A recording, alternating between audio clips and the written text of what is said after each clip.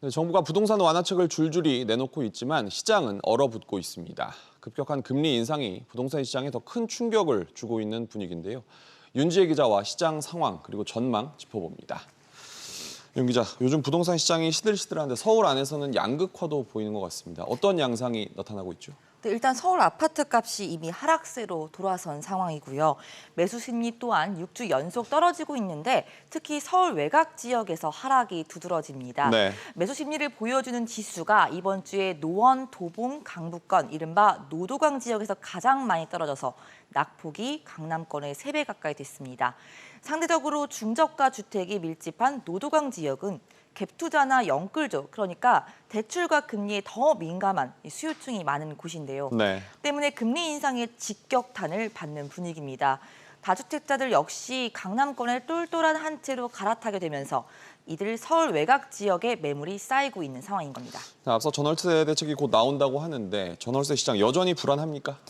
전세값이 뛰고 있는 가운데 이중 가격이 형성되고 있습니다. 네. 계약 갱신 청구권에 따라서 5%만 올린 기존 가격이 있고 8월 임대차법 시행 2년이 도래하면서 신규 계약 가격에는 그동안 못 올린 인상분이 반영되고 있는 겁니다. 때문에 같은 집이라도 수억 원씩 가격차가 벌어지는 기현상이 나타나고 있습니다. 이런 가운데 금리가 오르면서 전세대출 부담을 감당 못하는 세입자들이 전세를 포기하고 울며 겨자 먹기식으로 월세를 택하면서 주거 부담이 커지고 있는 겁니다. 그렇군요.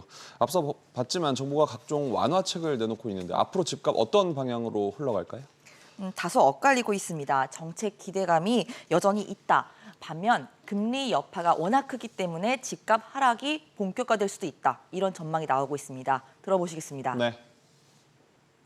최근에 이제 물가 상승으로 공급이 안 되다 보니까 공급량 축소에 의한 상승세도 있을 수 있을 것 같은 상승 쪽에 더 가까운 형태가 아닐까 싶습니다.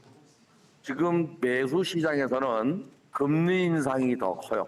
가계 소득은 한정되어 있는데 가처분 소득이 낮아져서 대출 규제를 완화해도 금리가 높아지면 주택 구매력이 떨어져서 하락할 수밖에 없습니다. 네, 종합해보면 거래 절벽 속에 관망하는 분위기가 당분간 이어질 것으로 보입니다. 공급 부족이 세냐 아니면 금리 인상이 세냐 뭐가 센지 한번 봐야겠습니다. 윤 기자 잘 들었습니다.